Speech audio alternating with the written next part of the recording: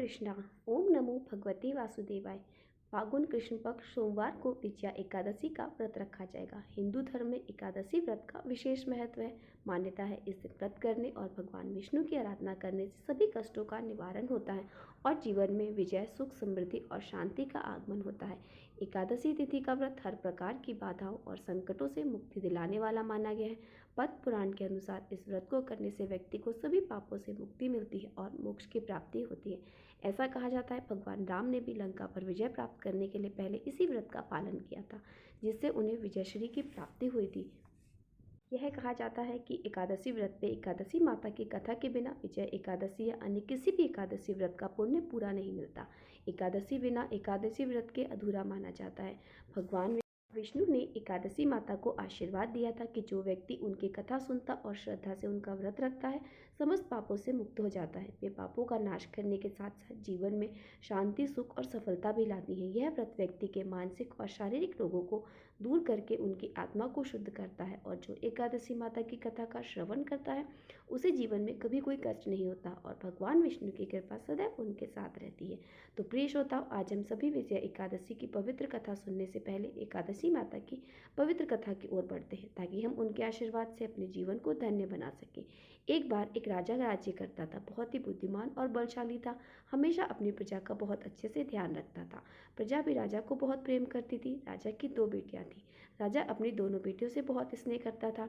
राजा की छोटी बेटी देखने में बहुत सुंदर और आकर्षित थी और राजा की बड़ी बेटी थोड़ी छोटी बेटी के मुकाबले थोड़ी कम सुंदर थी। राजा की छोटी बेटी माता की पूजा किया करती थी। सभी लोग राजा की छोटी बेटी से बहुत प्रेम करते थे, उसकी प्रशंसा करते थे। राजा भी अपनी छोटी बेटी को बड़ी बेटी से अधिक प्रेम करता था, जिसके कारण राजा की बड़ी बेटी को अपनी ही छोटी बहन से नफरत होने लगी थी। धीरे धीरे समय बीता। दोनों राजकुमारियां जब बड़ी हुई तब पड़ोस के राजा में रहने वाले एक राज्य राजकुमार ने उनकी बड़ी बेटी के लिए रिश्ता लेकर आया। लेकिन जैसे ही उसने छोटी बेटी को देखा और उसे देखते ही वो उस पर आकर्षित हो गया और छोटी बेटी से पहले ही नज़र में प्रेम करने लगा। उस राजकुमार ने अब बड़े राजा की बड़ी बेटी के साथ विवाह करने से मना कर दिया। उसने राजा से कहा, महाराज, मैं आपकी छोटी बेटी से विवाह करना चाहता हूँ। यह सब देखकर तो अब राजा की बड़ी बेटी अपनी छोटी बहन से और अधिक क्रोधित हो गई और राजा की बड़ी बेटी ने अपनी छोटी बहन को अपना सबसे बड़ा शत्रु मान लिया। राजा की बड़ी बेटी ने अपनी छोटी बहन से बदला लेने का निश्चय किया तो राजा की बड़ी बेटी ने अपनी छोटी बहन को जान से ही मारने का उपाय सोचा। अब बड़ी बेटी ने अपनी छोटी बहन को मारने के लिए सबसे पहले एक लड्डू में जहर मिलाकर अपनी छोटी बहन को खाने को दे दिया। छोटी बहन बहुत भोली वाली थी। उसे अपनी बड़ी बहन के षड्यंत्र के बारे में कुछ पता नहीं था। उसने वह लड्डू खा लिया, लेकिन आश्चर्य कि छोटी बहन को लड्डू खाने के बाद भी कुछ नहीं हुआ। तो बड़ी बहन को बड़ा आश्चर्य हुआ, वह लेकिन हार नहीं मानी। जब एक रात उसकी छोटी बहन कमरे में सो रही थी तब उसने एक मटके में सांप रख के उसके कमरे में छोड़ दिया, लेकिन सांप भी छोटी बहन का कुछ न बिगाड़ पाया। जिसके बाद बड़ी बहन ने अपनी छोटी बहन से कहा, बहन चलो हम लोग कुएं से पानी भर के लाते। छोटी बहन चलने के लिए तैयार होगी। तब पानी भरने के बहाने बड़ी बहन ने उसे कुएं में धक्का दे दिया, लेकिन तब भी छोटी बहन का कुछ नहीं हुआ क्योंकि हर बार ग्यारस माता उसकी रक्षा कर रही थी। उधर बड़ी बहन अपने सारे प्रयास के बाद भी लगातार असफल हो रही थी, लेकिन जिस कारण वह अधिक क्रोधित हो गई और उसने अपनी छोटी बहन के पाकर उसके पास जाकर उससे प्रश्न किया, मेरी छोटी बहन, क्या तुमको पता है कि भगवान ने सबकी मृत्यु एक निश्चित समय पर लिखी है और कैसे तुम्हारी मृत्यु होगी? तब छोटी बहन ने बड़ी बहन को बताया कि हाँ दीदी, बाकी का तो पता नहीं, लेकिन मैं जानती हूँ मेरी मृत्यु कैसे होगी। छोटी बहन ने सारी बातें सुनकर अब तो बड़ी बहन मन ही मन बड़ी प्रसन्न होने लगी। तब उसने छोटी बहन से कहा, बहन अब तो मुझे बताओ कि तुम्हारी मृत्यु का क्या राज है। अब छोटी बहन ने अपनी बड़ी बहन से कहा, दीदी मेरी मृत्यु तो एक तोते में है। जो तोते के गले में एक हार है उससे ही मेरी मृत्यु होगी। जब कोई व्यक्ति तोते को मारकर उस हार को अपने गले में पहन लेगा तो मैं मूर्छित हो जाऊंगी और जैसे ही उस हार को गले से उतार देगा तो मैं वापस जीवित हो जाऊंगी। अपनी छोटी बहन की मृत्यु का राज जानकर अब तो बड़ी बहन बड़ी खुश हुई। अब उसने छोटी बहन को मारने के लिए उस पालतू तोते को ढूंढना शुरू किया। उधर छोटी बहन को इस बात का आभास हो गया था कि कोई तो है जो उसकी जान लेना चाहता है, जिसके लिए एक रात वो अपने पिताजी के पास गई और उसने पिताजी से कहा, पिताजी मेरी मृत्यु के बाद आप मुझे जलाइएगा मत, आप मुझे पुरानी हवेली में एक पलंग पर लिटाकर छोड़ दीजिएगा। अपनी छोटी बेटी की बातें सुन राजा बड़े आश्चर्यचकित हुए, लेकिन राजा ने अपनी छोटी बेटी से पूछा, बेटी तुम ऐसा क्यों कह रही हो? तब राजा ने कहा, पिताजी समय किसी के लिए नहीं रुकता, क्या पता कब किसको क्या हो जाए, किसी को कुछ नहीं पता। तब राजा ने उससे कहा, तुम ऐसी बातें क्यों करती हो? 2-3 दिन बाद तुम्हारा विवाह होना है। लेकिन छोटी बेटी ने अपने पिताजी को ऐसा ही कर लिया। तब राजा ने अपनी छोटी बेटी की बात स्वीकार कर ली और फिर समय आने पर 2-3 दिन बाद जब विवाह का समय आया तब राजकुमार बारात लेकर राजा के घर आए। जब राजकुमार और राजा की छोटी बेटी के विवाह की रस्में शुरू हुई, इधर जैसे ही राजा की छोटी बेटी राजकुमार के साथ फेरे लेने के लिए तैयार हुई तो उनकी बड़ी बहन अपनी छोटी बहन के कमरे में जाकर उसके तोते को पकड़ लेती है और उसे जान से मार देती है। तोते के गले में जो हार था उसने अपने गले में पहन लिया। उधर जैसे ही बड़ी बहन ने उस हार को अपने गले में पहना तो उधर बहन को केवल 3 फेरे ही ले पाती है, वहीं वह बीच रास्ते में गिरकर बेहोश हो गई। जिसके बाद राजा ने बड़े बड़े हकीम वैद्य को बुलाया और अपनी छोटी बेटी का इलाज करने के लिए कहा। राजा की बात सुनकर वैद्य ने छोटी बेटी को देखा तो राजा को बताया, महाराज आपकी छोटी बेटी ना तो जीवित है और ना मरी हुई है, ऐसा तो मैं पहली बार देख रहा हूँ। राजा ने वैद्य और हकीम को यह बात बाहर जा बताने से मना कर दिया और उनसे कहा कि अगर तुमसे कोई किसी प्रकार की बाहर बात बताई तो मैं तुम्हें फांसी पर लटका दूंगा। राजा ने अब अपनी छोटी बेटी को पुराने महल में ले जाकर एक पलंग पर लिटा दिया और फिर वहां कुछ सैनिकों को तैनात कर दिया। इसके बाद राजा वापस अपने महल में आ गए। इधर राजा की बड़ी बेटी अपने पिताजी के पास आई और कहने लगी, पिताजी अगर यह विवाह संपन्न नहीं हुआ तो आपकी इज्जत का क्या होगा? जरा सोचिए, अगर आप कहे तो मैं आपकी इज्जत बचाने के लिए इस राजकुमार से विवाह करने के लिए तैयार हूँ। राजा अपनी बड़ी बेटी के षड्यंत्र के बारे में कुछ नहीं जानता था तो उसने अपनी बड़ी बेटी की बात मान ली और तब राजा ने अपने बड़े बेटी की छोटे बेटी के कपड़े आभूषण आदि पहनाकर मंडप में भेज दिया ताकि किसी को इस बात का पता ना चले। विवाह छोटी बेटी के साथ होना था लेकिन बड़ी बेटी के साथ हो गया। लेकिन राजकुमार यह जान गया था तो राजकुमार राजा की छोटी बेटी नहीं है बल्कि यह तो राजा की बड़ी बेटी। अब राजकुमार ने राजा की बड़ी बेटी से विवाह करने से मना कर दिया। तब सभी लोगों ने राजकुमार को मजबूर करके उसका बड़ी बेटी से विवाह संपन्न करा दिया।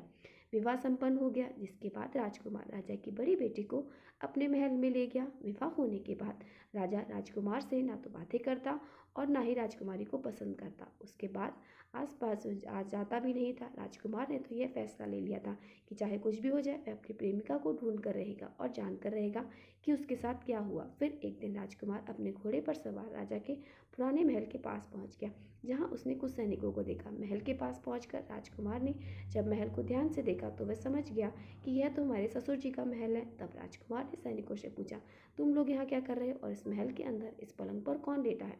जिसके बाद राजा के सैनिकों ने बताया, यहाँ पर राजा की छोटी बेटी लेटी है। यह सुनकर राजकुमार को बड़ा प्रसन्न हुआ और तुरंत अपनी प्रेमिका के पास पहुंच गया, उनकी सेवा करने लगा। जैसे ही रात हुई राजा की छोटी बेटी उठकर खड़ी हो गई। अब तो राजकुमार सब देखकर और खुश हो गया। उसने अपनी प्रेमिका से पूछा, तुम यहाँ क्या कर रही हो? तुम मेरे साथ चलकर मेरे घर चलो, तुमने विवाह बीच में अधूरा क्यों छोड़ दिया? तब राजकुमारी ने राजकुमार को सारी बातें बता दी कि मेरी जान एक तोते में बसती है और यह मैंने सिर्फ अपनी बहन को बताई थी। मुझे पता है कि उसने मुझे मारने का प्रयास किया।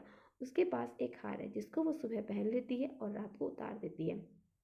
जब तक वह हार पहनी रहती है तब तक मैं मूर्छित रहती हूँ और जैसे ही वह हार उतार देती है मैं जीवित हो जाती हूँ और जब तक मेरी बड़ी बहन के पास वह हार रहेगा तब तक मैं ऐसे ही जीवित और मूर्छित होती रहूँगी। अगर मेरी बड़ी बहन के पास जो हार है वह हाथ लग जाए तो मैं हमेशा के लिए जीवित हो जाऊँगी। सारा रहस्य जानकर राजकुमार ने छोटी राजकुमारी के साथ ही रहने का निर्णय ले लिया और उसने अपने बचे हुए 7 फेरे भी उसी पलंग पर लेटी हुई छोटी राजकुमारी के साथ पूरे कर लिए और अपना विवाह भी पूर्ण कर लिया और वहीं पर वह रहने लगा। देखते ही देखते समय बीतने पर कुछ दिनों में छोटी राजकुमारी गर्भवती हो गई। एक दिन राजकुमार को किसी काम से बाहर जाना पड़ा। तब राजकुमारी के पेट में बहुत तेज से दर्द उठा, जिसके बाद उसने एकादशी माता का आवाहन किया। जिसके बाद वहां पर माँ प्रकट हुई और उन्होंने उसका प्रसव करा के उसे प्रसव पीड़ा से मुक्ति दिलाकर एक पुत्र की प्राप्ति करवाई। और वहीं पर अचानक से तभी राजकुमार भी आ गया। राजकुमार ने ग्यारस माता को देखा तो वो बहुत आश्चर्यचकित हो गया। उसने तुरंत ग्यारस माता को प्रणाम किया। ग्यारस माता ने राजकुमार से कहा कि जब तुम्हारा पुत्र 5 वर्ष का हो जाए तब तुम अपनी पत्नी का हार इसके गले में डाल देना। देखते ही देखते राजकुमार और राजकुमारी के छोटी बेटी का पुत्र 5 वर्ष का हो गया। तो राजकुमार अपने बेटे से कहने लगा, बेटा मैं कुछ काम से बाहर जा रहा हूँ, तुम अपनी माता का ध्यान रखना। ऐसा कहकर वहां से चला गया। लेकिन जब राजकुमार वहां से बाहर जा रहा था तब बड़ी बहन के सैनिकों ने उसे देख लिया और बड़ी बहन को जाकर सारी बातें बता दी। इसके बाद बड़ी बहन ने अपनी छोटी बहन के पुत्र का अपहरण करवा लिया और उसे मरवा दिया।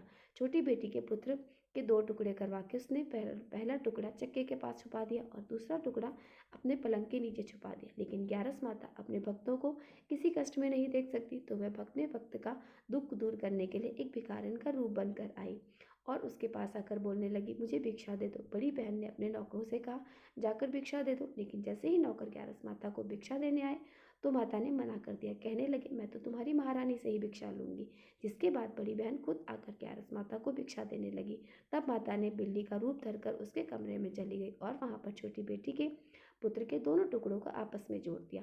टुकड़े जुड़ते ही वह राजकुमार आपस में जीवित हो गया और फिर से पुनः जीवित हो गया। तब ग्यारस माता ने उस नन्हे बालक को वापस लेकर आ गई।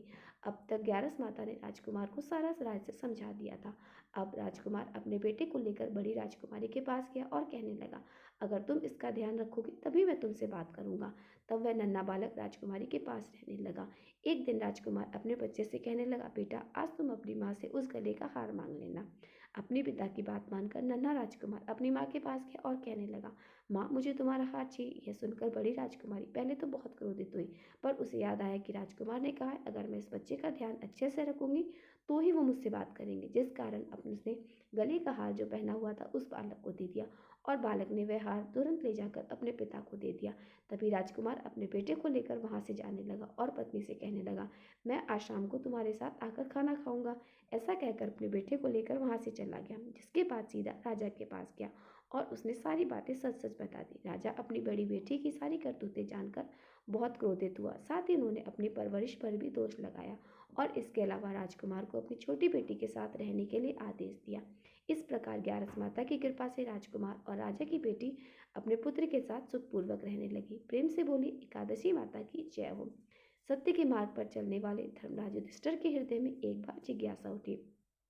मन ही मन स्मरण करने लगे, हे जनार्दन, कौन सा व्रत सभी पापों का नाश करने वाला है? कौन सा उपवास जन्म जन्मांतरों के बंधनों को काटता है? और किस व्रत को करने से शत्रुओं पर विजय मिलती है? युधिष्ठिर महाराज के मन में उठे इस प्रश्न का उत्तर देने के लिए भगवान श्री कृष्ण द्वारका से धर्मराज युधिष्ठिर के महल की ओर प्रस्थान कर रहे हैं। उनका तेजस्वी स्वरूप आकाश में गूंजता दिव्य शंखनाद और उनके रथ के पहियों की ध्वनि मानो धर्म और सत्य की गूंज बनकर दिशाओं में फैल रही है। प्रिय श्रोताओं, आज की इस कथा में हम जानेंगे कि विजया एकादशी का व्रत क्यों अद्भुत है, इसका पालन करने से कौन कौन से लाभ होते हैं और क्यों स्वयं भगवान श्री राम ने इसे करने का संकल्प लिया था। तो आइए इस दिव्य कथा यात्रा में हम सभी जुड़े और भगवान श्री कृष्ण के अमृत वचनों को सुने। स्कंद पुराण में विजया एकादशी की महिमा का वर्णन इस प्रकार है। एक बार धर्मराज युधिष्ठिर भगवान श्री कृष्ण से पूछते हैं, वासुदेव, फागुन मास के कृष्ण पक्ष में कौन सी एकादशी आती है? कृपया इस विषय में आप मुझे बताइए। तब भगवान श्री कृष्ण कहते हैं, युधिष्ठिर, एक बार कमल पर विराजमान श्री ब्रह्मा जी से देवर्षि नारद जी ने पूछा, हे सुर श्रेष्ठ, फागुन मास के कृष्ण पक्ष में विजया एकादशी आती है, उसका पालन करने से कौन सा पुण्य फल प्राप्त होता है? कृपया आप उसे विस्तार से बताइए। ब्रह्मा जी ने कहा, नारद सुनो, मैं तुम्हें कथा सुनाता हूँ जो सभी पापों का हरण करने वाली है। यह व्रत बहुत प्राचीन और पवित्र है। यह विजया एकादशी राजाओं को विजय प्रदान कराने वाली है। बहुत समय पहले जब राजा रामचंद्र 14 वर्षों के लिए वनवास गए थे, तब पंचवटी में सीता जी और लक्ष्मण जी के साथ में निवास कर रहे थे। वहां से रावण ने सीता हरण कर लिया। इस दुख से व्याकुलता हुई सीता जी की खोज में वन वन भटकते हुए उन्हें जटायु मिला, जो मरणासन था। उसके पश्चात उन्होंने वन में कंबंध राक्षस का वध किया। फिर सुग्रीव से मित्रता करके श्री रामचंद्र जी ने वन सेना को संगठित किया। हनुमान जी ने श्री रामचंद्र जी की मुद्रिका लेकर लंका से आए, सीता जी की तलाश करके वापस लौट आए। वहां से लौटते ही लंका दहन के पश्चात सुग्रीव से अनुमति लेकर श्री रामचंद्र जी ने लंका जाना सुनिश्चित किया। सागर तट पर आने पे वे लक्ष्मण जी से कहने लगे, हे सुमित्रा नंदन, इस अगाध सागर में अनेक भयानक जीव जंतु हैं, इसे सुगमता से पार कैसे करें? कोई उपाय नहीं सूझ रहा। तब लक्ष्मण जी से कहा, महाराज आप ऐसा कीजिए, आदिदेव और पुराण पुरुष पुरुषोत्तम है, आप कुछ भी छिपाना असंभव है। इस द्वीप में प्राचीन काल से भक्तावली मुनि भी रहते हैं, पास ही में उनका आश्रम है। ये रघुनंदन, चलिए उन्हीं से इस समस्या का समाधान पूछते हैं। तब लक्ष्मण के कहे अनुसार प्रभु रामचंद्र जी मुनि बगदाद के पास में मिलने गए। उनके आश्रम गए, उन्हें सादर प्रणाम किया। मुनि ने पहचान लिया कि यही पुरुषोत्तम श्री राम है। अत्यंत विनयपूर्वक उन्होंने पूछा, हे श्री राम, आपका आगमन किस हेतु हुआ? तब श्री रामचंद्र जी कहने लगे, हे मुनिवर, रावण का संहार करने के लिए मैं आया हूँ। कृपया करिए सागर पार करने का कोई उपाय बताइए। तब ऋषि मुनि कहने लगे, श्री राम, फागुन मास के कृष्ण पक्ष की विजया एकादशी के पालन से विजय प्राप्त होता है। हे राजन, इस व्रत की विधि इस प्रकार है। 10वीं तिथि के दिन सोने, चांदी, पीतल, तांबे अथवा मिट्टी की एक कलश की स्थापना करें। उसमें पानी भरकर पत्ते डालें। उस पर भगवान नारायण के स्वर्णमयी एकादशी के दिन प्रातःकाल उठकर स्नान करें। उसके बाद पुष्पमाला, चंदन, सुपारी, नारियल अर्पण करके फिर उस कलश की पूजा करनी चाहिए। दिन भर कलश के सामने बैठकर कथा करनी चाहिए, साथ ही जागरण भी करना चाहिए। घी का दीपक जलाने से अखंड सिद्धि प्राप्त होती है। उसके पश्चात द्वादशी के दिन नदी तालाब के किनारे उस कलश की विधि पूर्वक पूजा करें। कलश ब्राह्मण को दान करना चाहिए। श्री राम कलश के साथ इस भी बड़े बड़े दान करने चाहिए। आप इस व्रत का पालन कीजिए, इससे आपको विजय अवश्य प्राप्त होगी। ब्रह्मा जी देवर्षि नारद जी से कहने लगे, हे नारद, तब मुनिवर के कहे अनुसार प्रभु श्री रामचंद्र जी ने भी विजया एकादशी का व्रत किया। उस व्रत के पुण्य प्रताप से रामचंद्र जी विजय प्राप्त हुए और इस पुत्र के प्रभाव से मनुष्य को इस जीवन में विजय मिलता है और अक्षय परलोक की प्राप्ति होती है। भगवान श्री कृष्ण ने धर्मराज युधिष्ठिर से कहा, महाराज, आपको भी इस एकादशी का पालन करना चाहिए और इसका महात्म सुनने से जो वाजपेयी यज्ञ का फल प्राप्त होता है। तब भगवान श्री कृष्ण के श्रीमुख से विजया एकादशी का महात्म सुनकर धर्मराज युधिष्ठिर ने भी इस व्रत का श्रद्धा और निष्ठा के साथ पालन किया, जिसके पुण्य प्रताप से वे समृद्धि और वैभव को प्राप्त कर अंत में वैकुंठ लोक को प्राप्त हुए। विजया एकादशी व्रत कथा समाप्त। भगवान श्री कृष्ण ने धर्मराज युधिष्ठिर को विजया एकादशी की महिमा समझाई, जिससे उनका हृदय भक्ति भाव से पार उठ गया और उन्होंने श्री कृष्ण को नमन कर कहा, हे माधव, आपकी कृपा से मैं इस व्रत की अपूर्व महिमा को समझ सका। अब मैं स्वयं इस व्रत को करूंगा और इस व्रत के सभी पालन से प्रेरित करूंगा। तब भगवान श्री कृष्ण प्रसन्न होकर बोले, हे धर्मराज, जो भी श्रद्धा पूर्वक इस व्रत का पालन करेगा उसे पापों से मुक्ति और मोक्ष की प्राप्ति होगी। इस प्रकार विजया एकादशी की कथा श्रवण करने से जीवन में शुभता और विजय प्राप्त होती है। हरे कृष्णा। आज के अध्याय में बस इतना ही। आशा करती हूँ आपको आज की कथा पसंद आई होगी। अगर वीडियो पसंद आई हो तो प्लीज़ मेरी वीडियो को लाइक और चैनल को सब्सक्राइब अवश्य कर लीजिए। मिलते हैं आपसे अगली वीडियो में। हरे कृष्णा।